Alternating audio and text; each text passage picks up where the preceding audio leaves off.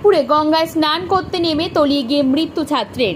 গঙ্গায় স্নান করতে নেমে গভীর জলে তলিয়ে গিয়ে মৃত্যু হলো এক ছাত্রের। বৃহস্পতিবার দুপুরে মর্মান্তিক ঘটনাটি ঘটেছে টিটাগড় থানার ব্যারাকপুর অন্নপূর্ণা মন্দির ঘাট সন্নিহিত নির্জন ইটভাটার ঘাটে। মৃত ছাত্রের নাম কৃষ্ণ রায়, বয়স 18। তার বাড়ি ব্যারাকপুর পুরসভা 2 নম্বর ওয়ার্ডের কালিয়ানিবাস এলাকায়। সে ব্যারাকপুর ওয়েলেসলি হিন্দু হাই স্কুলের দ্বাদশ শ্রেণীর ছাত্র ছিল। জানা গিয়েছে এই দিন দুপুরে বন্ধু তথা স্কুলের সহপাঠী শ্রবণ কুমার সিংহের সঙ্গে গঙ্গায় স্নান করতে নামে কৃষ্ণ। পা পিছলে সে গভীর জলে তলিয়ে যায়। টিটাগড় থানার পুলিশের উপস্থিতিতে ডুবুরি নামিয়ে ঘাটের পাশ থেকে তার মৃতদেহটি উদ্ধার করা হয়। এটা আমরা 1 ঘন্টা আগে এসেছিলাম, আমাদের পাড়ার লোক আমাকে খবর দিল যে রমেশদা একটা বাচ্চা এখানে, বাচ্চা না মানে 18-19 বছর বয়স হবে।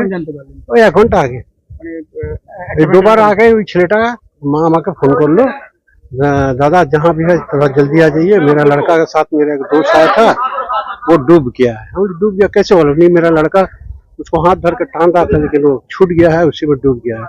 আমি ছুটে আসলাম, থানাকে ফোন করলাম, সবাইকে ফোন করলাম। যাই হোক পেয়ে গেছে, ভালো ভাগ্য ভালো।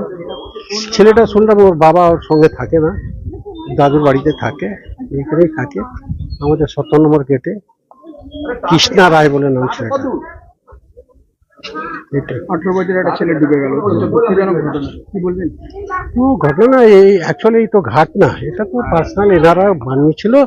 এখন গেট ফেট লাগানি, গেট খোলা ছিল বলে ওরা চান করতে চলে আসে। অ্যাকচুয়ালি তো চান করার ঘাট আমাদের অন্নপূর্ণা মন্দিরের ঘাট, এটা তো ঘাট না। হ্যাঁ, সেটা সাঁতার জানে না। ঠিক আছে।